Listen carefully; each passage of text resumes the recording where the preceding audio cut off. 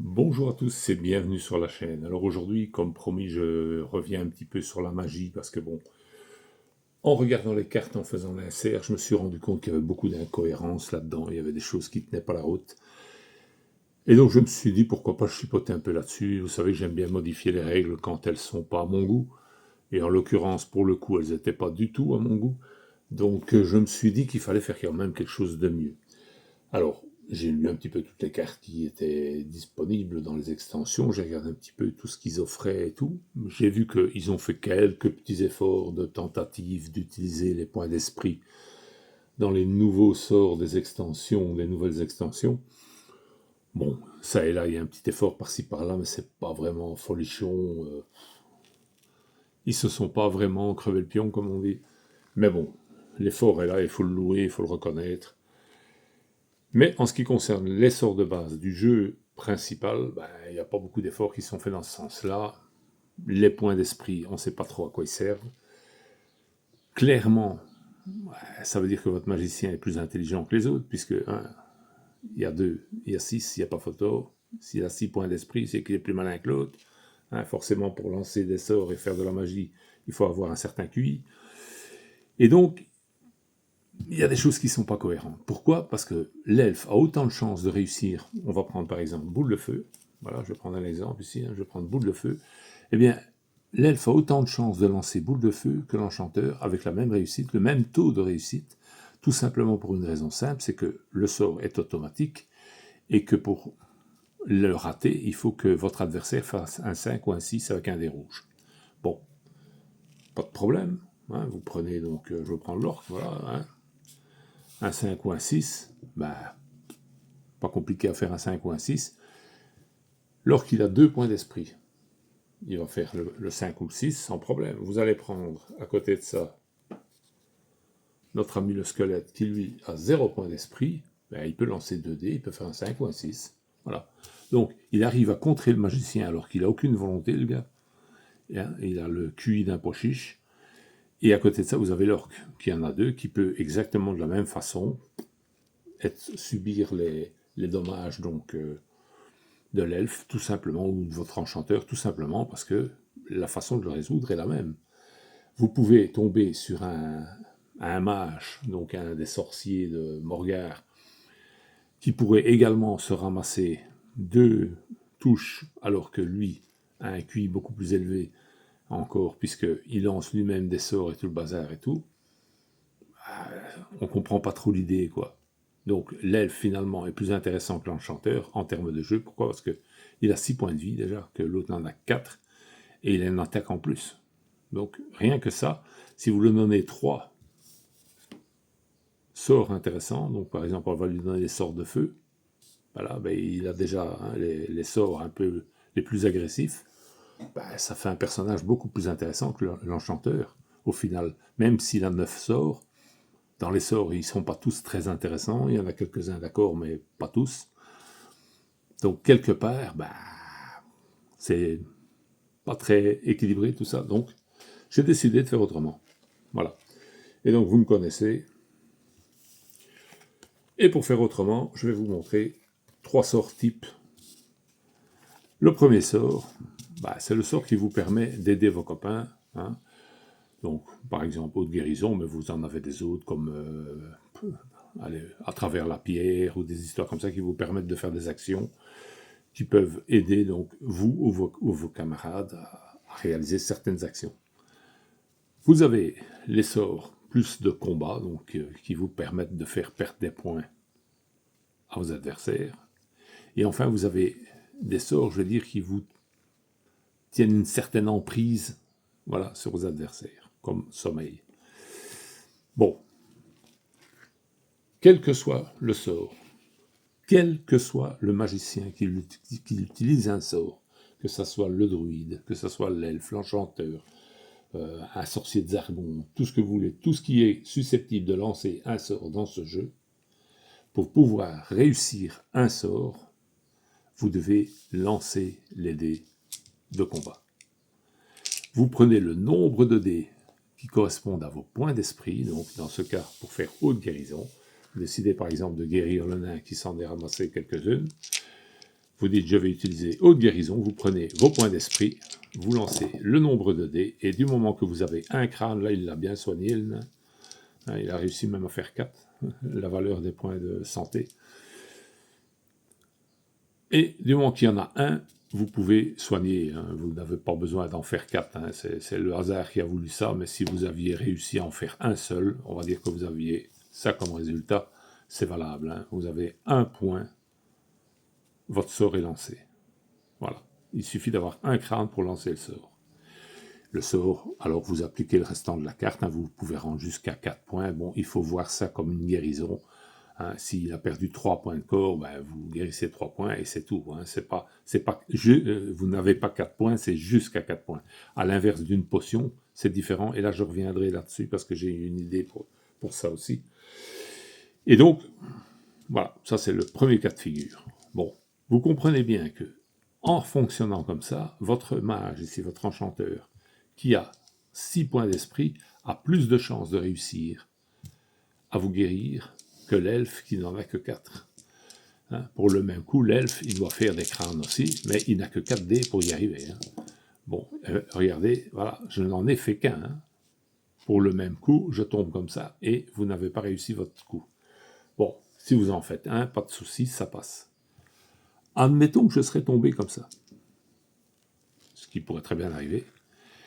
Vous n'avez pas réussi à lancer votre sort. Bon, c'est un jour sans, vous n'étiez pas en forme, vous n'avez pas réussi à taper suffisamment fort votre esprit pour le faire réagir et vous n'avez pas réussi à lancer votre sort. Votre sort reste disponible. Vous pouvez le remettre dans votre main. Il n'a pas été utilisé. Si vous avez fait ne fût-ce qu'un dé, il a servi, hop, il est défaussé. Pourquoi on ne le défausse pas si vous ratez complètement? Parce que vous perdez des sorts, vous n'en avez déjà pas de trop. On ne va pas vous pénaliser plus que ça. Mais ça peut faire mal dans le sens que si, par exemple, vous aviez absolument besoin de guérir le nain parce qu'il était sur le point de passer de vie à trépas, vous avez raté votre coup, il va devoir résister un round de plus, hein, en espérant qu'au tour suivant, vous arrivez à lui faire gagner ses points de santé. Hein. C'est ça toute l'idée.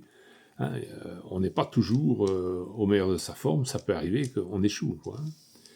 Bon, ça c'est pour donc tout ce qui concerne les sorts de guérison, d'aide, en tout genre, qui ne nécessitent pas de jet de défense de la part d'une victime, puisque c'est des bénéfiques. Voilà. Après, nous allons attaquer avec boule de feu.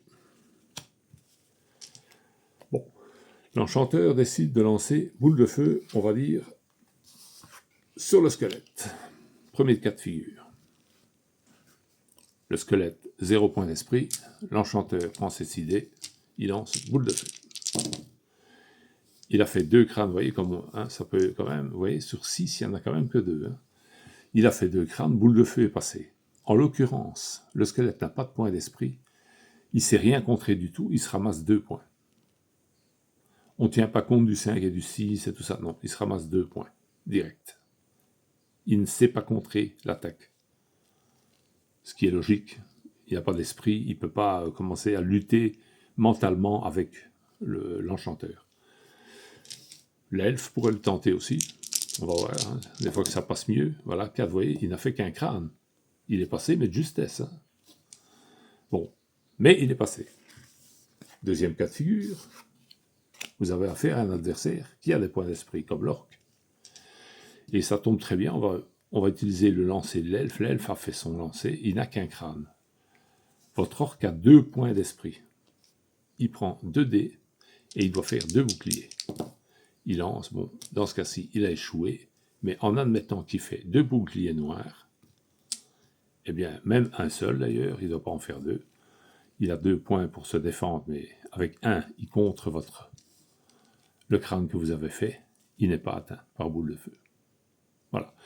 Il a la possibilité de lutter contre l'elfe, dans ce cas-ci, avec le fait qu'il a fait un bouclier.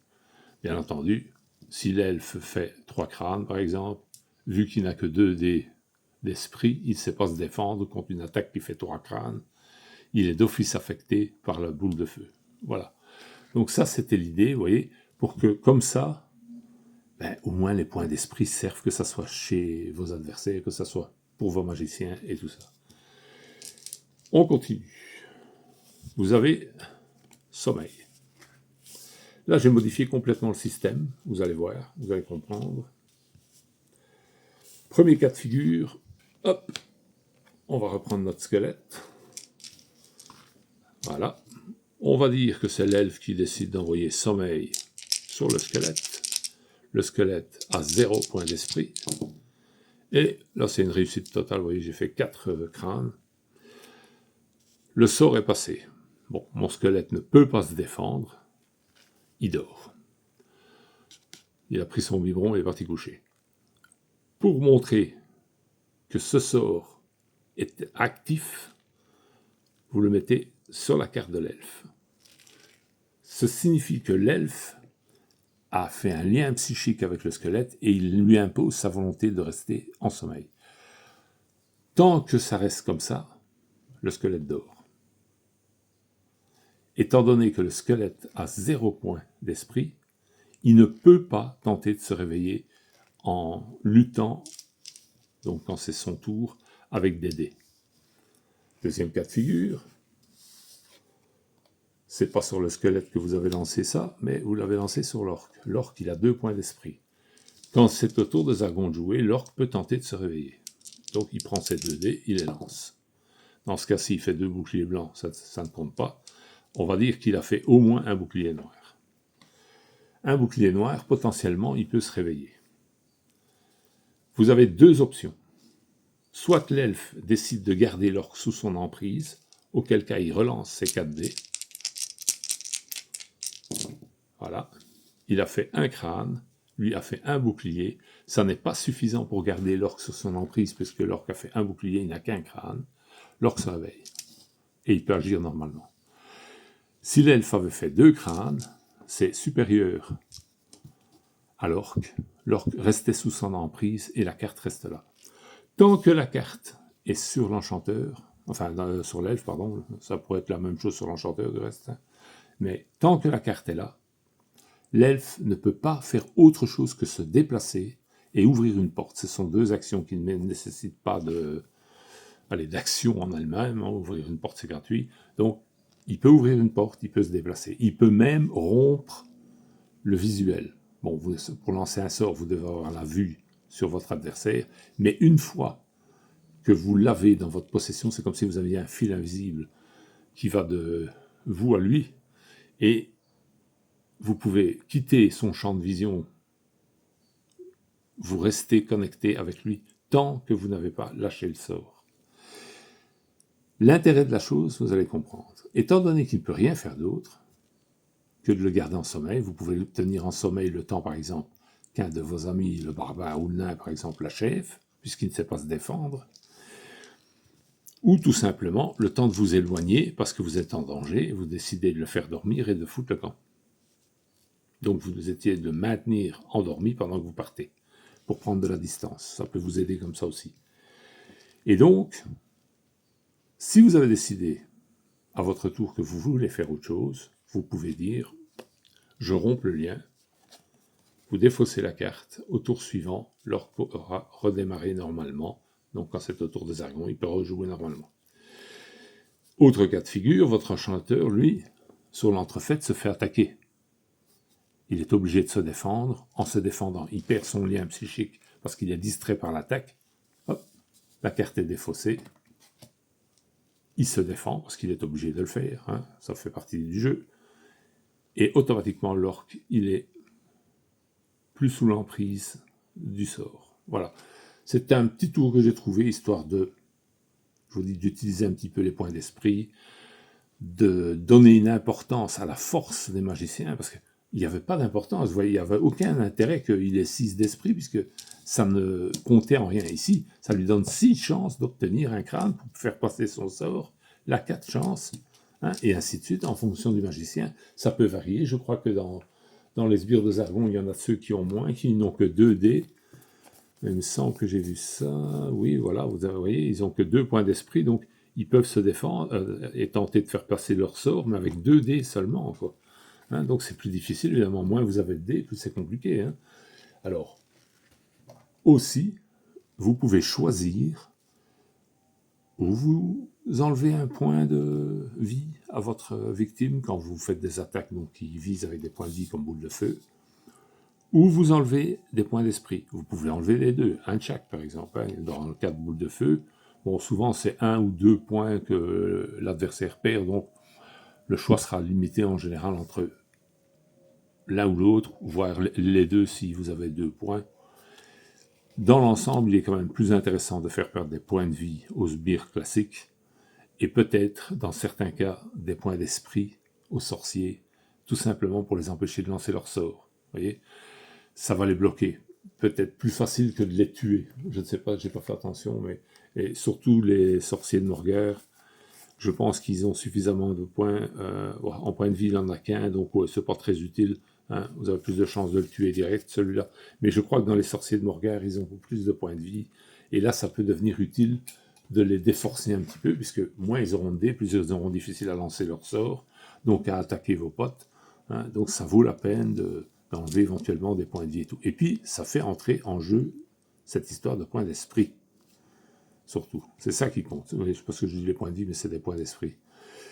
Et donc, je pense c'est comme ça que ça vaut la peine. Quand vous tombez à 0, bien sûr, de points d'esprit, ben vous êtes simplement considéré comme fatigué. Vous n'avez plus la force mentale de donner, d'envoyer des sorts et de lutter contre les sorts qu'on vous envoie. C'est tout. Mais vous ne mourrez pas, bien sûr, hein, puisque le squelette qui a 0 point d'esprit, il vit très bien comme ça, hein, et il ne s'en fait pas pour si peu. Et donc, c'est une manière d'intégrer les points d'esprit dans le jeu de façon plus rationnelle, on va dire. Et puis c'est plus logique qu'un barbare, la brute épaisse, avec un coefficient intellectuel qui est un peu léger, a plus de difficultés à lutter contre un mage que l'enchanteur. Parce que je vais prendre le cas inverse, on va admettre par exemple que l'enchanteur se fasse attaquer par un autre sorcier qui aurait par exemple 4 dés, hein, on va dire un sorcier de Zargon qui aurait 4 dés. Je pense que là, ils en ont que 2 dans ceux que j'avais montré. Bon, on pourrait le faire avec ceux-là aussi, remarquez. Hein. Ouais. Je vais regarder un petit peu. Oui, vous voyez, il a 2 points d'esprit, donc il décide de lancer un sort sur l'enchanteur, hein, puisqu'il peut le faire. Hein. Je sais qu'ils ont le droit des sorts. C'est pas celui-là, c'est l'autre qui a le droit des sorts, évidemment. Enfin, c'est le même personnage. Hein. En gros, ils ont les mêmes caractéristiques, donc ça ne change pas. Mais oui, vous pouvez lancer certains sorts. Admettons que vous lancez un sort, vous avez le droit à 2 dés. Il lance 2 dés, doit faire au moins un crâne pour faire passer son sort. Voilà, il a réussi, il a fait un crâne. Donc, l'enchanteur a potentiellement le sort sur la tête. Eh bien, il peut se défendre avec 6 dés, lui, parce qu'il a le moyen de contrer les sorts de l'autre. Et avec 6 dés, il n'a pas réussi à faire un bouclier. Hein. Donc, vous voyez à quel point ça peut être quand même... Hein, ça peut marcher, hein, avec son petit sort de rien du tout. Voilà, mais pour le coup... Hein, on va dire, l'elfe, on va voir si l'elfe aurait eu plus de chance. Eh ben non, l'elfe non plus, vous voyez, ni l'un ni l'autre n'ont réussi à se défendre contre une attaque de 2. Mais bon, hein, vous voyez, il a quand même 6 chances de réussite. Eh ben non, il a fait 5 crânes et un dé noir. Et si 3 crânes et un dé noir, vous voyez, c'est quand même assez amusant. Hein. Mais bon, voilà, vous voyez, c'est, je pense, une solution pour intégrer les points d'esprit donc, au jeu de façon complète. Augmenter l'intérêt d'avoir des magiciens qui ont quand même assez bien de points d'esprit, puisque ça leur permet de lancer leur sort et d'appuyer leur sort, et donc de voir un petit peu ce que ça peut donner en jouant, parce que bon, j'ai fait qu'un test ou 2, hein, bon, ça avait l'air d'aller. Si vous avez l'occasion de tester pour me dire vos retours. Et alors aussi, j'avais envie d'ajouter un petit truc. C'était 2 sorts permanents liés à tous les magiciens, absolument tous, sans distinction, hein, pas raciste. Les 2 sorts consistent bien entendu toujours la même chose, vous lancez vos dés de points d'esprit pour le faire passer. S'il passe, vous pouvez faire, donc dans le premier cas de figure, le sort d'attaque, on va dire un sort d'attaque de 1 point seulement, mais qui vous permet à l'enchanteur, une fois qu'il n'a plus de sort conventionnel, d'avoir ces petits sorts-là pour l'aider, parce que sinon il n'a rien, il est tout nul, gars. Donc vous auriez une attaque de 1, uniquement de 1, une attaque mentale, qui peut lancer sur l'orque, mais c'est suffisant pour tuer un orque. Donc, ça peut servir. Peut-être plus de chances qu'en lançant un dé d'attaque, ben, il peut lancer 2 dés pour tenter de faire son attaque. Hein, enfin, il peut lancer 6 dés, pardon. Idem pour l'elfe, hein, idem pour n'importe quel, même ici, hein, pour le cultiste. Hein, tous ont le droit à ça. Et alors, un deuxième sort, qui serait plutôt lui lié sur l'affaiblissement. Donc, vous lancez ce sort pour affaiblir votre adversaire. Vous pouvez lui enlever 1 point de bouclier, donc 1 point de défense, pour tout le round en cours. Donc, quand c'est votre tour de jouer, vous lancez le sort et vos copains peuvent attaquer, par exemple, l'orque. Il aura 1 dé de moins en défense. Si vous réussissez, bien entendu, à faire passer le sort. Voilà. Donc, dans le cas de l'orque, c'est peut-être plus intéressant de viser directement le point de vie, mais quand vous avez des adversaires plus coriaces, ben, ça peut être intéressant de jouer le point de défense pour permettre aux autres de taper. C'était un peu ça l'idée. Alors, je ne l'ai pas testé. Est-ce que ça ne va pas déséquilibrer le jeu? Je ne sais pas. Il faudra que j'essaye encore un petit peu. Là, je n'ai encore rien fait que de la mettre en idée, comme on dit. Voilà, vous avez 3 points de vie, ben, vous allez déforcer, il a 4 en défense, il va perdre 1 dé de défense. Ça peut vous aider à faire passer une attaque de votre barbare et puis de votre nain, par exemple. S'il tape pas plusieurs dessus pour essayer de l'avoir. Voilà, ça c'était un petit peu l'idée. Et puis aussi pour qu'ils aient quelque chose, une fois que les 9 sorts sont passés, il n'y a plus rien, quoi. Il est tout nu. Hein. Et comme il n'a déjà pas une attaque mirobolante, c'est un petit plus. Idem pour les autres sorciers, bien sûr, hein, qui sont dans le même cas. Ils se retrouvent avec une attaque assez faible, hein, au final. Bon, quoique ceux-ci ont quand même 2 dés d'attaque, hein, c'est l'équivalent de l'elfe. Mais voilà, c'est une idée comme ça. Donc je ne l'ai pas encore testé, ça par contre. La magie, ça oui, mais pas ces 2 sorts-là. Et alors, j'avais encore eu une autre idée, et là, ça concerne les potions. Là aussi, je n'ai pas testé, je vous l'avoue. C'est les fameuses potions, il faut que j'en trouve une, c'est dans l'équipement peut-être. Potions de combat, dextérité... Voilà, les potions de rétablissement, vivez la potion, gagner un point de vie, non, c'est pas ça.